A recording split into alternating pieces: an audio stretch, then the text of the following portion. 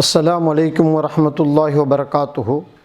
செயல் டிவி நேயர்கள் அனைவர்களுக்கும் இப்புனிதமிகு ரமலானுடைய நல்வாழ்த்துக்கள் உண்டாகட்டுமாக. அல்ஹம்துலில்லாஹி ரப்பில் ஆலமீன், வஸ்ஸலாத்து வஸ்ஸலாம் அலா ரசூலிஹில் முஹம்மதின் வாலிஹி வஸஹபிஹி அஜ்மஈன். இந்த புனிதமிகு ரமலானுடைய இந்த நோன்பு மாண்புகளை பற்றி சில விஷயங்களை நம்மளுடைய நேயர்களுக்கு மத்தியில் பகிர்ந்து கொள்ள நாடியதின் அடிப்படையில், நோன்பு என்பது பசித்திருத்தல், விழித்திருத்தல், தனித்திருத்தல் என்ற 3 அம்சங்களை உள்ளடக்கியது தான் இந்த நோன்பாக இருந்து கொண்டிருக்கின்றது. இந்த நோன்பினுடைய நோக்கமே இறைவனால் விதியாக்கப்பட்ட, கடமையாக்கப்பட்ட ஒரு மிகப்பெரிய ஒரு செயல் நோன்பு வைத்திருத்தல் என்பதாகும். நோன்பிலே 3 விஷயத்தை கடைப்பிடிப்பது ஒவ்வொரு முஸ்லிமான ஆண் பெண் இரு பாணாரின் மீது கடமையாகும். ஒன்று, அவர்கள் பசித்திருக்க வேண்டும். எந்த அளவுக்கு பசி என்று சொன்னால், வாயிலே வரக்கூடிய காரல் எச்சியை கூட விழுங்கக்கூடாது என்பது இஸ்லாம் அவர்களுக்கு கூறியிருக்கக்கூடிய சட்டம். அந்த அளவுக்கு பசித்திருக்க வேண்டும். குடல் பசியினால் காய்ந்து போய்விட வேண்டும். பசியினுடைய உணர்வை உணர வேண்டும். இரண்டாவது, தாகித்திருக்க வேண்டும். எந்த அளவுக்கு என்று சொன்னால், வாயிலே ஊறக்கூடிய எச்சியை விட வாய் கொப்பளிக்குதல், அதனால் சில துளிகள் கூட வயிற்றுக்குள் சென்று விடாத அளவிற்கு தண்ணீரை விட்டு ஒதுங்கி இருக்க வேண்டும். அந்த தண்ணீர் குளிக்கும் பொழுதும் கூட, குளிக்க இஸ்லாம் அனுமதி வழங்கியிருக்கின்றன. அதில் அந்த குளிக்கக்கூடிய தண்ணீர் கூட காது துவாரத்தின் மூலமாகவோ மூக்கு துவாரத்தின் மூலமாகவோ வாய் கொப்பளித்தல் என்ற அடிப்படையில் தொண்டையிலே ஒரு சில சொட்டுகள் செல்வதை கூட இஸ்லாம் தடை செய்கின்றது. அந்த அளவுக்கு தாகித்திருக்க வேண்டும். மூன்றாவது, தனித்திருக்க வேண்டும். தனித்திருக்குதல் என்று சொன்னால், தனக்கு விருப்பமான மனைவி அருகில் இருந்தும் கூட அந்த மனைவியை ஆசை என்ற கண்ணு கொண்டு பார்ப்பதை கூட இஸ்லாம் அனுமதிக்கவில்லை. அந்த அளவுக்கு மனைவிகளை விட்டும் தனித்திருக்க வேண்டும் பகல் காலத்தில். இந்த 3ம் பகல் காலத்தில் இப்படி இருப்பதுக்கு பெயர்தான் நோன்பு. இதை கொண்டு என்ன இஸ்லாம் விரும்புகின்றது? மனிதனுடைய உள்ளங்கள் பக்குவப்பட வேண்டும். மனிதனுடைய உள்ளம் சீரடைய வேண்டும். இறை அச்சம் ஏற்பட வேண்டும். எப்படி அண்ணலம் பெருமானார் கூறியிருக்கிறார்களே, ஒரு மூமினுடைய, ஒரு முஸ்லிமுடைய உள்ளத்தில் இறைவனுடைய குடி இருக்கின்றது என்று சொல்லி இருக்கிறார்களே, அதுபோன்று ஒவ்வொரு முஸ்லிமுடைய உள்ளத்தில் இறைவன் குடிக்கொள்ள வேண்டும். அந்த அளவுக்கு உள்ளத்தை பக்குவப்படுத்தி பரிசுத்தமாக வைத்திருக்க வேண்டும் என்ற அடிப்படையில் தான் ஆண்டுக்கு ஒரு முறை, ஒரு மாதம் நோன்பு இருக்குதல். அதனுடைய விளக்கம் என்ன?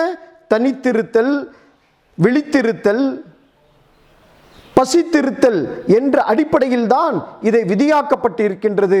இறைவன் திருமறையில் கூறும் பொழுது, லஅல்லக்கும் தத்தகூன், உங்கள் மீது நாங்கள் நோன்பை கடமையாக்கி இருக்கின்றோம். அதனுடைய நோக்கம் என்ன தெரியுமா? உங்களுடைய உள்ளம் இறையச்சத்தோடு கலந்திருக்க வேண்டும், இறை அச்சம் நிரம்பி வழிய வேண்டும் என்பதற்காக வேண்டிதான் இறைவன் இந்த நோன்பை கடமையாக்கி இருக்கின்றான். ஆனால் அண்ணலம் பெருமானார் ஒரு விஷயத்தில் சொல்லும் பொழுது குறிப்பிட்டார்கள், பசித்திருக்குதல், தாகித்திருக்குதல் மட்டும் நோக்கமல்ல, அதை கொண்டு ஒட்டுமொத்த மனிதனுடைய உறுப்புகளும் நோன்பு இருக்க வேண்டும் என்று சொன்னார்கள். அதில் முதலாவது சொல்லும் பொழுது பார்வையை சொன்னார்கள். மனிதனுடைய பார்வை பேணுதல் அடைய வேண்டும். மனிதன் எதை பார்க்கக்கூடாது, எதை பார்க்க வேண்டும் என்று கண்ணுக்கு ஒரு கட்டுப்பாடு விதிக்கப்பட வேண்டும் என்று இஸ்லாம் கூறுகின்றது. ஏனென்று சொன்னால், பார்வை ஒரு ஷைத்தானின் அம்பு என்று வருகின்றது. பார்வை ஒரு ஷைத்தானின் அம்பு என்று நபி ஸல்லல்லாஹு அலைஹி வஸல்லம் குறிப்பிட்டு இருக்கிறார்கள். அப்படி இருக்கும் பொழுது மனிதனுடைய பார்வையை பேண வேண்டும். பார்வை, யார் தன்னுடைய கண்ணை பேணிக் கொள்கிறார்களோ, எப்படி பேணுவது? யாரை பார்க்க வேண்டும்? அந்நிய பெண்களை பார்க்காமல் இருப்பது, தனக்கு ஆகுமாக்கப்படாத பொருள்களின் பக்கம் கவனம் செலுத்தாமல் இருப்பது, இது போன்ற ஹராமான விஷயத்தின் பக்கம் தன்னுடைய பார்வையை, இஸ்லாம் தடுக்கப்பட்ட காரியங்களின் பக்கம் தன்னுடைய பார்வையை செலுத்தாமல் இருப்பது இஸ்லாம் கூறக்கூடிய கண்ணுக்கு நோன்பு என்று இஸ்லாம் கூறுகின்றது. இந்த கண்ணை இப்படி ஒரு மாத காலம் ஒருவன் பேணி நடந்தால் மிச்சம் இருக்கக்கூடிய ஏனைய காலங்களில் அவன் கண்ணுக்கு ஒரு கட்டுப்பாடு விதிக்கப்பட்டு விடும். யகுந்தூன் அபுசாரகும் என்று இறைவன் திருமறையிலே குறிப்பிடுகின்றான். அவர்கள் தன்னுடைய பார்வையை தாழ்த்தி கொள்வார்கள் என்று அல்லாஹ் திருமறையிலே குறிப்பிட்டு காட்டுகிறான். இரண்டாவது நோக்கம், நாவை பேணுதல் வேண்டும். நோன்பை கொண்டு வெறும் பசித்திருத்தல், தனித்திருத்தல், விழித்திருத்தல் என்பது மட்டுமல்ல, தன்னுடைய நாவை பேணிக்கொள்ள வேண்டும். நாவு இருக்கின்றதே, பேசுவது வெள்ளி என்று சொன்னால் மௌனமாக இருப்பது தங்கம் என்று தமிழிலே பழமொழி சொல்வார்களே, அதுபோன்று தன்னுடைய நாவை பேணிக்கொள்ள வேண்டும். நாவை பேணுதல் என்று சொன்னால் பொய், புறம், கோல் சொல்லுதல் போன்ற தீய விஷயங்களை பேசுதல், பிறரை ஏசுதல், பிறரின் மனதை புண்படும்படி பேசுதல் போன்ற விஷயங்களை விட்டும், போன்ற வார்த்தைகளை விட்டும் தன்னுடைய நாவை பேணிக்கொள்ள வேண்டும். தன்னுடைய நாவை பேணிக்கொள்ள வேண்டும். ஏனென்று சொன்னால் பொய் இஸ்லாத்தில் ஆக வெறுக்கக்கூடிய ஒன்று. அது இந்த நாவில் தான் பேசப்படுகின்றது. பொய் ஈமானை தின்றுவிடும் என்று நபிகளார் குறிப்பிட்டிருக்கிறார்கள். ஆக பொய் என்பது இஸ்லாத்தில் அறவே ஆகுமாக்கப்படவில்லை. அது கடுமையாக, வன்மையாக கண்டிக்கப்பட வேண்டிய செயல். அந்த செயலை தன்னுடைய நாவிலே வரக்கூடாது என்று சொன்னால் அதற்கு முக்கிய காரணம் நோன்பு இருத்தல். பொய் இறை நம்பிக்கையை தின்றுவிடும் என்று சொன்னார்கள். மனிதனுடைய வாழ்க்கையில் பொய் என்பது அறவே இருக்கக்கூடாது. அப்படி பொய்யை விட்டு தற்காத்து கொள்ளக்கூடிய ஒரு ஆயுதம் என்று சொன்னால் அது நாவை பேணக்கூடிய நாவுக்குரிய உண்டான நோன்பாக இருக்கின்றது. மேலும் நாவின் மூலமாக பேசப்படக்கூடிய புறம், கோல், வீண் சண்டை செய்வது, வீண் பேச்சுக்கள் பேசுவது, பிறருடைய மனதை புண்படும்படி பேசுவது, இதெல்லாம் இஸ்லாம் தடை செய்த ஒன்றாக இருக்கின்றது. அந்த இஸ்லாம் தான் எந்த அளவுக்கு என்று சொன்னால் நபிகளார் குறிப்பிடும் பொழுது சொன்னார்கள், நீ மனிதனுக்கு மட்டுமல்ல எந்த ஜீவராசிக்கும் எந்த விதமான நோவினை கொடுத்து விடக்கூடாது. நபிகளார் இந்த இடத்தில் ஒரு நிகழ்ச்சியை குறிப்பிடுகின்றார்கள். 2 சகோதரர்கள் பேசிக்கொண்டிருந்தார்கள். ஒருத்தர் 2 சகோதரர்கள் எதிரும் புதிருமாக குதிரையில் வந்தவர்கள் அப்படியே குதிரை மீது அமர்ந்தவர்களாக 2 சகோதரர்கள் நலம் விசாரித்து பேசிக்கொண்டு இருந்தார்கள். நபிகளார் தன்னுடைய தோழர்களை இந்த காட்சியை பார்க்கிறார்கள். அப்பொழுது நபிகளார் சொன்னார்கள், ஏன் நீங்கள் அந்த குதிரை மீது அமர்ந்து ஏன் பேசிக்கொண்டு இருக்கிறீர்கள்? சிறிது கீழே இறங்கி அந்த குதிரைக்கும் ஓய்வு கொடுத்துவிட்டு நீங்கள் தரையில் அமர்ந்து நின்றவாறு பேசிக்கொள்ளலாமே, ஏன் வாகனத்திலிருந்து பேசிக்கொண்டு இருக்கிறீர்கள்? அந்த குதிரைக்கு கொஞ்சம் இளப்பாற நேரம் கொடுக்கலாமே என்று நபிகளார் குறிப்பிட்டார்கள். அப்படி என்று சொன்னால் மனித நேயம் என்பது மனிதன் மீது இறக்கப்படுவது என்பது மனிதனை தாண்டி மிருகங்களுக்கும் இஸ்லாம் கற்றுக் கொடுக்கின்றது. அதனிடத்தில் எந்த முறையில் நடந்து கொள்ள வேண்டும் என்பதாக. அதன் காரணமாகத்தான் இஸ்லாம் நோன்பை இந்த உம்மத்தின், இந்த சமுதாயத்தின் மீது விதியாக்கப்பட்டு இருக்கின்றது. தீய வார்த்தைகளை கூறுவதையும் இஸ்லாம் தடை செய்கிறது. ஏனென்று சொன்னால் தீய வார்த்தையின் காரணமாக மனிதனுடைய உள்ளங்கள் புண்படும். அதனால தான் நபிகளார் சொன்னார்கள், எல்லா மனிதர்களும் நல்லவர்கள் என்னை தவிர என்று நினைக்கக்கூடிய மனோபக்குவம் வர வேண்டும். இதுதான் நாவை பேணுவதின் மூலமாக உள்ளத்தில் ஏற்படக்கூடிய உதிப்பு என்பதை விளங்கிக் கொள்ள வேண்டும். அடுத்து காதை பேண வேண்டும். இஸ்லாம் காதை பேண வேண்டும் என்று சொல்கிறது. எப்படி நோன்பு காலத்தில் பசித்திருக்குதல், விழித்திருக்குதல், தனித்திருக்குதல் எப்படி கடமையோ அதுபோன்று தன்னுடைய 2 காதுகளையும் பேணிக்கொள்ள வேண்டும். ஏனென்று சொன்னால் எந்த விஷயத்தை நாவினால் பேசுவதெல்லாம் இஸ்லாம் தடை செய்திருக்கின்றதோ அதே விஷயத்தை காதால் கேட்பதும் தடை செய்யப்பட்டு இருக்கின்றன. காதால் கேட்பதும் தடை செய்யப்பட்டு இருக்கின்றன. ஒருவர் பிறரை பற்றி உங்களிடத்தில் புறம் பேசுகிறார், பிறரை பற்றி குறம் பேசுகிறார். அவர் உள்ளத்தை தான் சொல்கிறார், அவர் இல்லாத ஒன்றை சொல்லவில்லை. இருந்தாலும் கூட இஸ்லாம் இதை புறம் என்று சொல்கிறது. இதை நீங்கள் பேசாதீர்கள், அப்படி யாராவது உங்களிடத்தில் பேசினால் அதை தாழ்த்தி கேட்காதீர்கள் என்று வருகின்றது. அதனுடைய காரணம் சொல்லும் பொழுது நபிகளார் குறிப்பிட்டார்கள், உங்களுக்கு நீங்கள் செய்த நற்கிரிகைகள், நன்மைகள் எல்லாம் யாரை பற்றி புறம் பேசினீர்களோ அவருக்கு இறைவன் பிடுங்கி கொடுத்து விடுவான் என்று சொன்னார்கள். அப்படி உங்களால் யாரை பற்றி புறம் பேசாமல் இருக்க முடியாது, யாராவது பேசிதான் ஆகணும், இல்லாட்டி என் மண்டை வெடிச்சிரும் என்று யாராவது நினைத்தால் உங்களை பெற்றெடுத்த பெற்றோர்களை பற்றி பேசுங்கள். காரணம், நீங்கள் செய்த நன்மைகள் உங்களுக்கு பெற்றோர்களுக்காண்டி போய் சேரட்டும். அவர்கள் செய்த பாவங்களை நீங்கள் சுமந்து கொள்ளலாம். தேவையில்லாமல் உங்களுக்கு சம்பந்தம் இல்லாமல் பிறரை பற்றி பேசி உங்களுடைய நன்மைகளை அவர்களுக்கு கொடுத்து விட்டு அவருடைய பாவங்களை சுமப்பது ஏன்? அதனால தான் இஸ்லாம் சொல்கிறது, பிறரை பற்றி புறம் பேசுவதும் புறம் பேசுவதை காதால் கேட்பதும் இரண்டும் தடை செய்யப்பட்டு இருக்கின்றது. மற்றொன்று, இல்லாததை பேசுவது அதற்கு புறம் என்று சொல்லுவதில்லை, இட்டுக்கட்டுதல் என்று சொல்கிறது. குர்ஆன் அதை கடுமையாக வன்மையாக கண்டிக்கின்றது, இட்டு கட்டுவதை. அதற்கென்று தனிப்பட்ட ஒரு அத்தியாயத்தையே குர்ஆன் குறிப்பிட்டு காட்டியிருக்கிறது. அதனால் இட்டுக்கட்டுதல் என்பவருக்கு வயல் என்ற நரகம் இருக்கின்றது இஸ்லாம் எச்சரிக்கின்றது.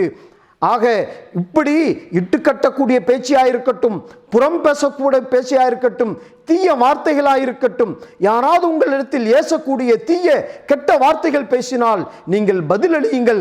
நான் ஒரு நோன்பு வைத்திருக்கிறேன், நான் உண்ணா நோன்பு வைத்திருக்கிறேன், நான் பேசா நோன்பு வைத்திருக்கின்றேன் என்று நீங்கள் கூறிவிடுங்கள் என்று இறைவன் திருமறையிலே குறிப்பிட்டு காட்டுகிறான்.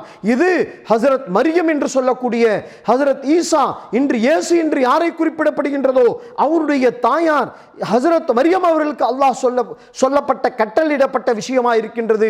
நீங்கள் பேசா நோன்பு இருங்கள், நீங்கள் உண்ணா நோன்பு இருங்கள் என்று. அதே போலதான் அடுத்த விஷயம், இதர உறுப்புகளை பேண வேண்டும், கைகளை பேண வேண்டும், கால்களை பேண வேண்டும். எந்த காரியங்களை இஸ்லாம் செய்யக்கூடாது தடை செய்திருக்கின்றதோ அந்த காரியங்களை விட்டும் கைகளாலும் செய்யக்கூடாது. அந்த காரியங்களுக்காக எந்த முயற்சியும் கால்களை பயன்படுத்தக்கூடாது. ஆக இதர உறுப்புகளை இந்த பாவமான காரியங்களை விட்டும் எல்லாத்தை விட்டு தடுத்து கொள்ள வேண்டும். இதுவும் நோன்பினுடைய நோக்கமாக இருக்கின்றது. அடுத்ததாக ஹலாலான உணவை உண்ண வேண்டும். ஹலால் என்று சொன்னால் என்ன? இஸ்லாம் எதை அனுமதிக்கப்பட்டு இருக்கின்றதோ, உதாரணத்திற்கு ஒரு அடியான் உழைத்து சாப்பிட வேண்டும், பிறருடைய பொருளை அபகரித்து சாப்பிடுவதோ, பிறருடைய பொருளை திருடி சாப்பிடுவதோ, வட்டி போன்ற பொருட்களை சாப்பிடுவதோ, லஞ்சம் போன்ற பொருளை சாப்பிடுவதோ இஸ்லாம் வன்மையாக கண்டிக்கிறது. இதை விளக்கப்பட்டவைகள் ஹராம் என்ற வார்த்தை கொண்டு அரபியிலே கூறப்பட்டு இருக்கின்றன. அது போன்ற பொருள்களை நோன்பினுடைய காலங்களில் சாப்பிடுவதை விட்டும் வயிற்றை பேணிக் கொள்ளுங்கள் என்று இஸ்லாம் கூறுகின்றது. வயிற்றிலே எந்த அளவுக்கு என்று சொன்னால், உடலிலே ஓடக்கூடிய இரத்தங்கள் தடுக்கப்பட்ட பொருள்களினால் உற்பத்தியாக்கப்பட்ட இரத்தமாக இருக்கக்கூடாது என்பதை, அப்பொழுதுதான் நீங்கள் தொழக்கூடிய இறை வணக்கம் உங்களிடத்தில் இறைவிடத்தில் ஒப்புக்கொள்ளப்படும், நீங்கள் கேட்கப்படக்கூடிய பிரார்த்தனை இறைவிடத்தில் ஒப்புக்கொள்ளப்படும் என்று இஸ்லாம் நமக்கு குறிப்பிட்டு காட்டுகிறது.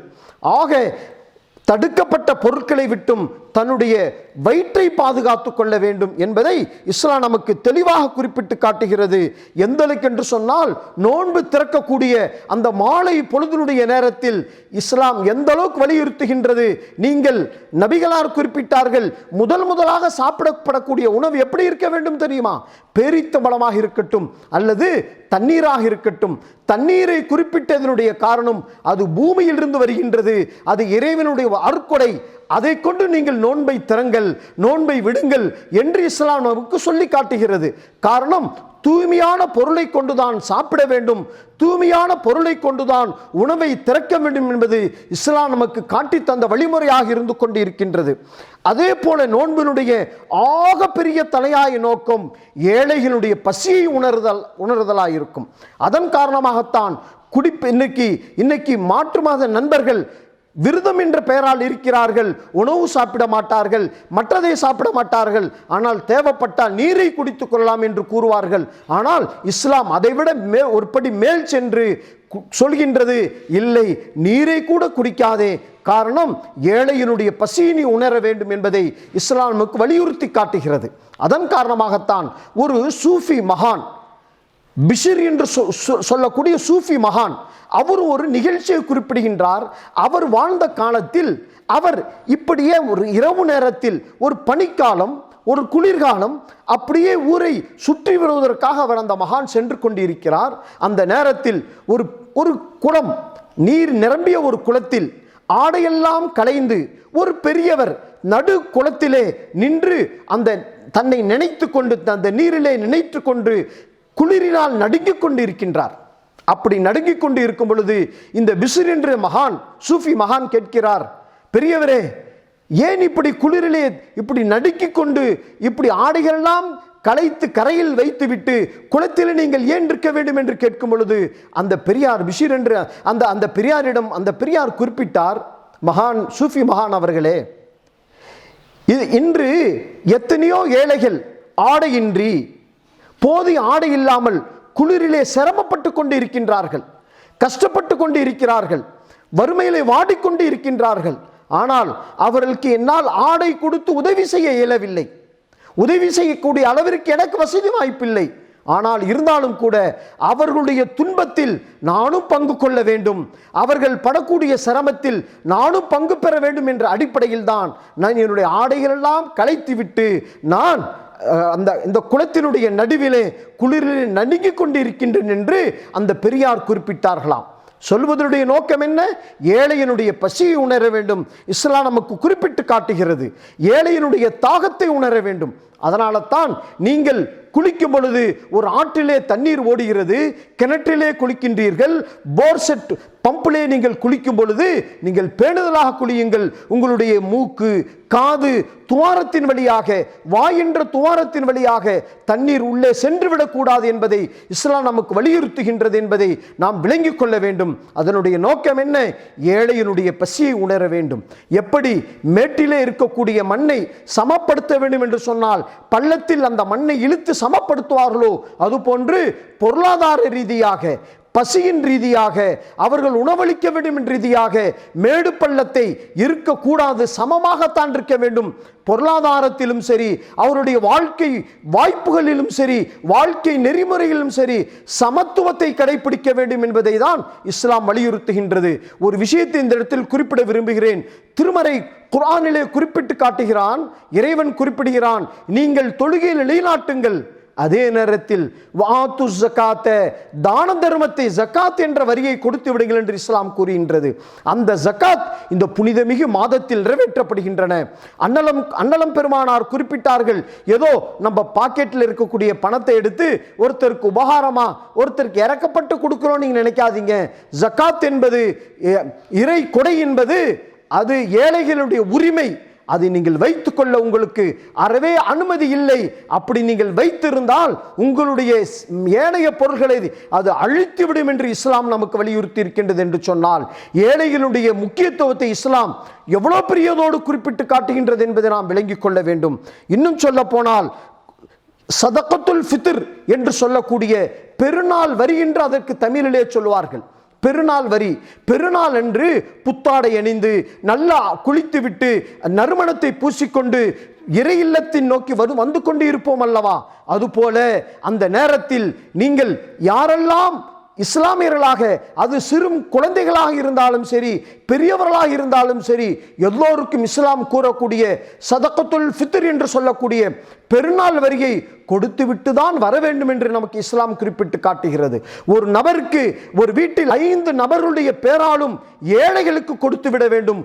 கொடுக்காமல் நீங்கள் பெருநாள் தொழுவதற்கு இறை இல்லத்தை நோக்கி வர வேண்டாம் என்று இஸ்லாம் தடை செய்கின்றது என்று சொன்னால், உங்களுடைய 30 காலம் நீங்கள் பசித்திருந்தீர்களே, நோன்பு வைத்திருந்தீர்களே, அந்த நோன்பு இறைவிடத்தில் ஒப்புக்கொள்ளப்பட வேண்டும் என்று சொன்னால் நீங்கள் பெருநாள் வரி என்று சொல்லக்கூடிய, ஏழைகளுக்கு சேர வேண்டிய வரி என்று சொல்லக்கூடிய அந்த பணத்தை கொடுத்துவிட்டு நீங்கள் வாருங்கள் என்று இஸ்லாம் நமக்கு வலியுறுத்தி காட்டுகிறது என்பதை மறந்துவிடக் கூடாது. ஏனென்று சொன்னால் இஸ்லாம் அது ஏழைகளுடைய உரிமை. நீங்கள் வைத்துக் கொள்வது அது நஜீஸ், அசுத்தம் என்று இஸ்லாம் சொல்லி காட்டுகிறது. ஏனென்று சொன்னால் இந்த இடத்தில் நபிகளார் குறிப்பிட்ட ஒரு விஷயத்தை குறிப்பிடப்பட வேண்டும். இஸ்லாத்தில் 2 கடமைகள் இருக்கின்றன. ஒன்று இறைவனுக்கு செய்ய வேண்டிய கடமைகள், மற்றொன்று அடியார்களுக்கு செய்ய வேண்டிய கடமைகள். இறைவனுக்கு செய்ய வேண்டிய கடமைகள் என்ன? தொழுகை, நோன்பு, ஹஜ்ஜு, இதெல்லாம் இறைவனுக்கு செய்ய வேண்டிய கடமைகள். அடியாருக்கு செய்ய வேண்டிய கடமைகள் என்ன? ஜகாத், ஏழைகள் வரி பணம் கொடுப்பது, ஏழைகளுக்கு உணவளிப்பது, ஏழைகளுடைய பெருநாள் வரி என்று சொல்லக்கூடிய சதகத்துல் ஃபித்ரை கொடுப்பது, தானம் தர்மம் செய்வது, இது எல்லாம் இறைவை அடியார்களுக்கு செய்ய வேண்டிய கடமைகள் என்று இஸ்லாம் நமக்கு குறிப்பிட்டு காட்டுகிறது.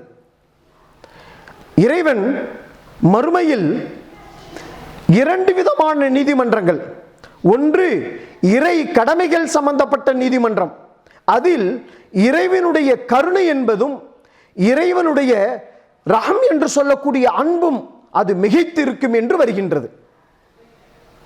இரண்டாவது, அதில் யாராவது இறை கடமைகளில் குறை செய்து விட்டால் இறைவன் அதனை பொறும்போக்காக மன்னித்து கூடிய தன்மை மிகைத்திருக்கும், மன்னிப்பு என்ற தன்மை மிகைத்திருக்கும். அதே நேரத்தில் அடியார்களுக்கு செய்ய வேண்டிய கடமைகளில் ஒரு அடியான் குறை செய்து விட்டால் அடியான் மன்னிக்காத வரை இறைவன் மன்னிக்க மாட்டான் என்று நபிகளார் குறிப்பிட்டார்கள். இறை மன்னிப்பை பெற வேண்டும் என்று சொன்னால் முதலாவது அடியார்களிடத்தில் மன்னிப்பு பெற வேண்டும். அதனால தான் ஒரு தடவை நபிகளார் அவர்கள் தன்னுடைய மரண தருவாயில் ஒரு விஷயத்தை, தன்னுடைய மரணத்திற்கு முன்னால் விஷயத்தை குறிப்பிட்டார்கள். நான் யாருக்காவது ஏதாவது சொல்லாலும் செயலாலும் கை கால்களாலும் உங்களை நோவினை செய்திருந்தால் அதற்கு இப்பொழுதே பரிகாரம் பெற்றுக்கொள்ளுங்கள். நாளை மரணத்திற்கு பிறகு நீங்கள் அந்த பரிகாரத்தின் இடத்தில் தேடாதீர்கள், இங்கேயே நீங்கள் அதை பெற்றுக்கொள்ளுங்கள் என்று ஒரு நபிகளாரின் கருத்து குறிப்பிட்டு காட்டுகிறது. அப்படி என்று சொன்னால் நபிகளாரே தனக்கு செய்ய வேண்டிய கடமைகளை அடியார்களுக்கு செய்வது ஏதாவது நோவினை செய்திருந்தால் அதற்கு பரிகாரம் செய்து விடுங்கள் என்று உலகத்திலேயே பரிகாரத்தை தேடிய நபிகளார், நாம் காலை முதல் இரவு தூங்கும் வரை எத்தனை நபர்களுக்கு சொல்லாலும் செயலாலும் அவருடைய எண்ணத்தாலும் பிறருடைய உள்ளத்தாலும் பிறரை பற்றி குறை காணுகின்றோம், பிறருக்கு நோவினைப்படுத்துகின்றோம், பிறருக்கு செய்ய வேண்டிய கடமைகளை குறை செய்து விடுகிறோம், ஏழைகளுக்கு உணவளிக்க வேண்டிய உணவுகளை தடுத்துக் கொள்கிறோம். இப்படியெல்லாம் நாம் எத்தனையோ காரியங்கள் செய்துவிட்டு ஒன்றும் நடக்காததை போல இருக்கின்றோமே. நாளை மரணத்திற்கு பிறகு இறைவனுடைய அந்த அடியார்களுக்கு உண்டான நீதிமன்றத்தில் என்ன பதில் சொல்ல முடியும்? அந்த நேரத்தில் இறைவனிடத்தில் ரகம் என்று சொல்லக்கூடிய கிருபையை விட அதாலத் என்று சொல்லக்கூடிய நீதம்தான் நிலைத்திருக்கும், அதுதான் சரியாக இருக்கும் என்பதை நாம் விளங்கிக் கொள்ள வேண்டும். அதனால் இறைவனுக்கு செய்ய வேண்டிய கடமைகளை ஜகாத், சதகத்துல் ஃபித்ர், பெருநாள் வரி, ஏழைகள் வரியை அதை கொடுத்து விடுங்கள் என்று அன்னலார் பெருமானார் அவர்கள் குறிப்பிட்டு காட்டுகிறார்கள். இஸ்லாம் நமக்கு வலியுறுத்தி காட்டுகிறது. என்று சொன்னால் ஒரு இறை வசனம் குறிப்பிடுகின்றது, கத் அஃப்லஹ மன் தஸக்கா, நிச்சயமாக யார் பரிசுத்தமாக்கி விட்டார்களோ அவர்கள் வெற்றி பெற்று விட்டார்கள். அதனுடைய அர்த்தம் என்ன தெரியுமா? நோன்பை கொண்டு தன்னுடைய உடலை பரிசுத்தப்படுத்தி விட்டார், தன்னுடைய உள்ளத்தை பரிசுத்தப்படுத்தி விட்டார், தன்னுடைய வெளிரங்க வாழ்க்கையை பரிசுத்தப்படுத்தி விட்டார், தன்னுடைய அந்தரங்க வாழ்க்கையை பரிசுத்தப்படுத்தி விட்டார். அதே நேரத்தில் தன்னுடைய தான தர்மங்கள் பொருளை கொண்டு தன்னுடைய பொருளை சுத்தப்படுத்திக் கொண்டு விட்டார், தன்னுடைய செயல்பாடுகளை சுத்தப்படுத்திக் கொண்டு விட்டார், தன்னுடைய எண்ணங்களை சுத்தப்படுத்திக் கொண்டு விட்டார் என்று சொன்னால் அவர் நிச்சயமாக வெற்றி பெற்று விட்டார். கத் அஃப்லஹ மன் தஸக்கா, அவர்தான் வெற்றியாளர் என்பதை இஸ்லாம் நமக்கு வலியுறுத்தி காட்டுகிறது என்பதை நாம் விளங்கிக் கொள்ள வேண்டும். ஆக வாசக நேயர்களே, செயல் டிவியினுடைய நேயர்களே, ஒரு விஷயத்தை விளங்கிக் கொள்ளுங்கள். இஸ்லாம் கூறக்கூடிய நோன்பு இருக்கின்றதே, அது ஏதோ இஸ்லாமியர்களுக்கு மட்டுமல்ல. நான் ஒரு சந்தர்ப்பத்தில் ஒரு மருத்துவரிடம் சென்றிருந்தேன். அவர் ஒரு சித்த மருத்துவர். அவரிடத்தில் சொல்லும் பொழுது நான் சில வியாதிகளை பற்றி அவரிடத்தில் குறிப்பிட்டேன். எனக்கு என்னென்ன வியாதி இருக்கு, அதற்கு உங்களிடத்திலே சித்த மருத்துவ அடிப்படையில் நான் மருந்தை எடுத்துக்கொள்ள வேண்டும் என்று சொல்லும் பொழுது அந்த சித்த வைத்தியர் சொன்னார், நீங்கள் உங்களுடைய மார்க்கத்தை படித்த ஒரு ஆலிம் என்று சொல்லக்கூடிய ஒரு ஹசரத் போன்று இருக்கிறீர்கள். ஆம், நான் படித்திருக்கிறேன், இன்றும் ஒரு கல்லூரியில் நான் பேராசிரியராக இருந்து கொண்டிருக்கிறேன் என்று குறிப்பிட்டேன். அப்பொழுது அவர் சொன்னார், உங்களுக்கெல்லாம் இது போன்ற வியாதி வருவதை எங்களுக்கு ஆச்சரியமாக இருக்கின்றது. இறைவன் உங்களுக்கு யாருக்கும் எந்த சமுதாயத்திற்கும் கொடுக்கப்படாத நோன்பு என்ற நோன்பு என்ற ஒரு அற்புதமான ஒரு வழிபாடை, வணக்க வழிபாடை உங்களுக்கு இறைவன் கொடுத்திருக்கிறானே, அந்த நோன்பே உங்களை என்ன செய்யும்? உங்களுடைய உடலை சுத்தப்படுத்தும், உள்ளத்தை சுத்தப்படுத்தும். அப்படி நாங்கள் விளங்கி வைத்திருக்கின்றோம். இதோ என்னுடைய மருத்துவமனையில் வந்து சிகிச்சை பெறக்கூடியவர்களுக்கு நாங்கள் இஸ்லாம் சொல்லக்கூடிய நோன்பை தான் விதியாக்கியிருக்கின்றோம். அவர்கள் மாலை நேரத்தில் ஒரு டம்ளர் பழச்சாறு ஜூஸை கொடுத்து அவர்களை நோன்பு திறக்க செய்வேன். அவர் முஸ்லிமாக இருந்தாலும் சரி, முஸ்லிம் அல்லாத சகோதரர்களுக்கு நாங்கள் இந்த ஒரு சிகிச்சை தான் செய்து கொண்டு இருக்கிறோம். அப்படிப்பட்ட அற்புதமான ஒரு நோன்பை இறைவன் உங்களுக்கு கொடுத்திருக்கிறான். இயற்கையாகவே முஸ்லிம்கள் அதை கடைபிடித்துக் கொண்டு இருக்கிறீர்கள் என்பதை நீங்கள் விளங்கிக் கொள்ள வேண்டும் என்பதை இஸ்லாம் நமக்கு அந்த வைத்தியரனை எனக்கு குறிப்பிட்டு காட்டினார், நினைவுபடுத்தினார். அன்பார்ந்தவர்களே, இது போல இஸ்லாம் ஒரு அற்புதமான நோன்பை இந்த மாதத்தில், இந்த ரமலான் என்ற பெயரால் கொடுத்திருக்கின்றது. இதை கொண்டு நம்மளுடைய அகப்புறங்கள் சுத்தப்படுத்திக் கொள்ள வேண்டும். மனித நேயம் உள்ளத்தில் வளர வேண்டும். எப்படி மனிதன் வணக்க வழிபாடில் சமத்துவத்தை இஸ்லாம் சொல்லுகிறதோ, பொருளாதாரத்திலும் இஸ்லாம் சொல்லுகின்றது. உங்களுடைய வருமானத்திலிருந்து நீங்கள் பணம் காசாகவோ தங்கம் வெள்ளியாகவோ வைத்திருந்தாலும், அது சொத்தாக வைத்திருந்தாலும், விளையக்கூடிய விளைச்சலுக்கும் கூட இஸ்லாம் ஏழைகள் கொடுக்க வேண்டிய வரியை கொடுத்து விடு என்று இஸ்லாம் சொல்லுகிறது.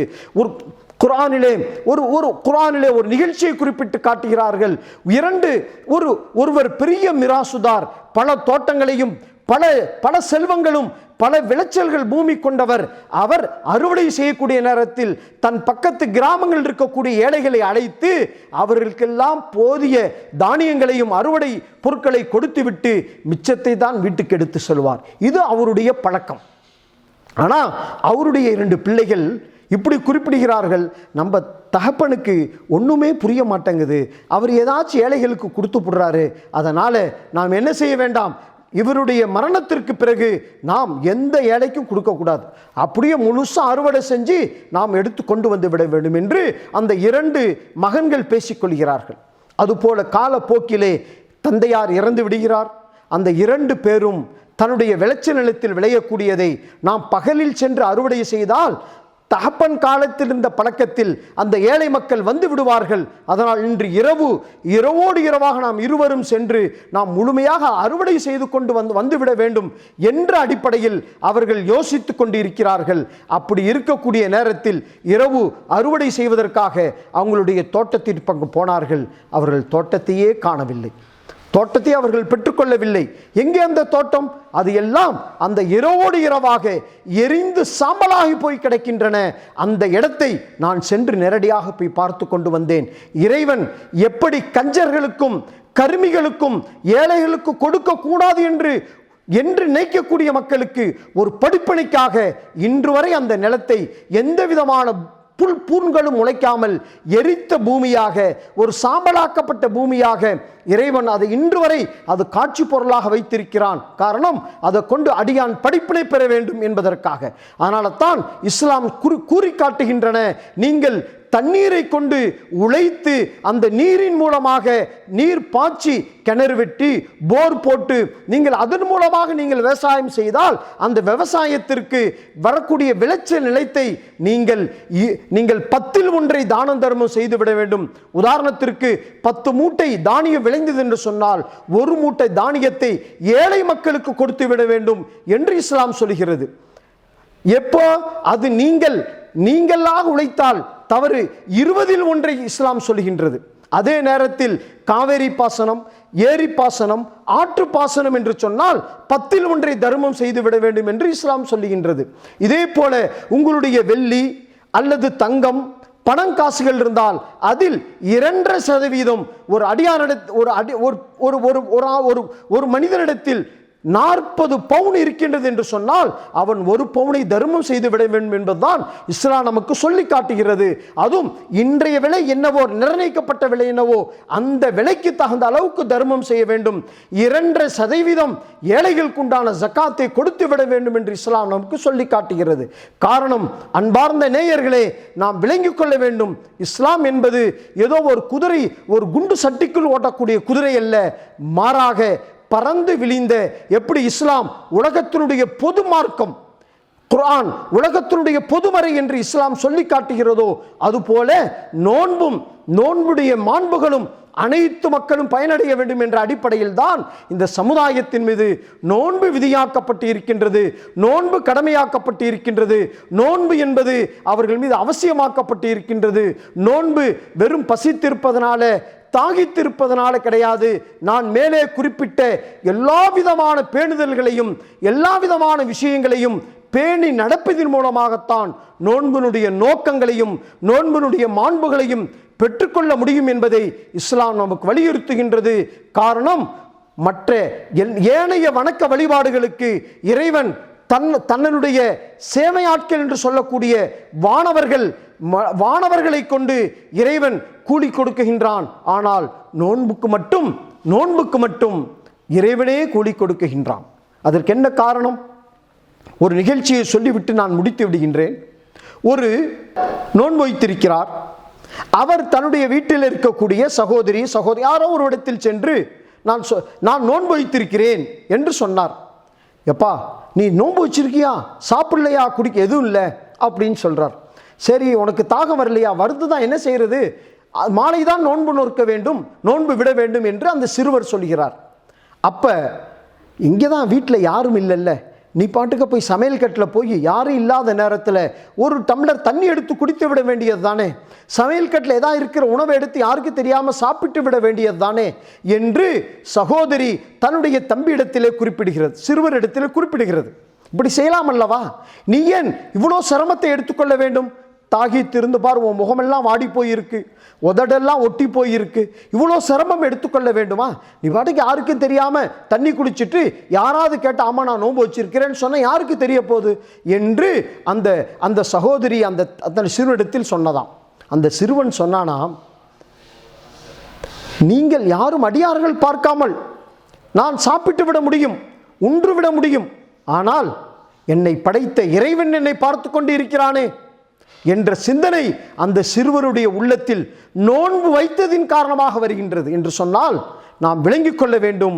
அந்த சிறுவனிடத்தில் அந்த சகோதரி குறிப்பிட்டால், சிறியவனே நல்லது, இப்படியே இரும், ஆனால் 30 நாட்கள் மட்டுமல்ல, முழு ஆண்டும், தன்னுடைய ஆயுள் முழுவதும் இறைவன் எந்த நேரமும் பார்த்து கொண்டு இருக்கிறான் என்ற சிந்தனை வர வேண்டும். அந்த சிந்தனை வருவதற்குண்டான பயிற்சி கூடம்தான், பயிற்சி காலம்தான் இந்த 1 மாத நோன்பு என்பதை விளங்கிக் கொள்ள வேண்டும். அனைவர்களுக்கும் இந்த பார்த்து கொண்டு இருக்கக்கூடிய, இது கேட்டு இருக்கக்கூடிய அனைவர்களுக்கும் இந்த நோன்பினுடைய மாண்புகளை பெற்றுக்கொள்வதற்கும் முழு மனித சமுதாயத்திற்கு நோன்பினுடைய மாண்புகளையும் அதனுடைய நோக்கங்களையும் அடைந்து கொள்வதற்கும் இறைவன் நல்கிருபை செய்வானாக. வாஹிர் தாவானா அல்ஹம்துலில்லாஹி ரப்பில் ஆலமீன். அனைவருக்கும் மீண்டும் ஒரு முறை இந்த புனித ரமதானுடைய நல்வாழ்த்துக்களை கூறியவனாக விடைபெறுகிறேன். அஸ்ஸலாமு அலைக்கும் வரஹ்மத்துல்லாஹி வபரகாத்துஹு.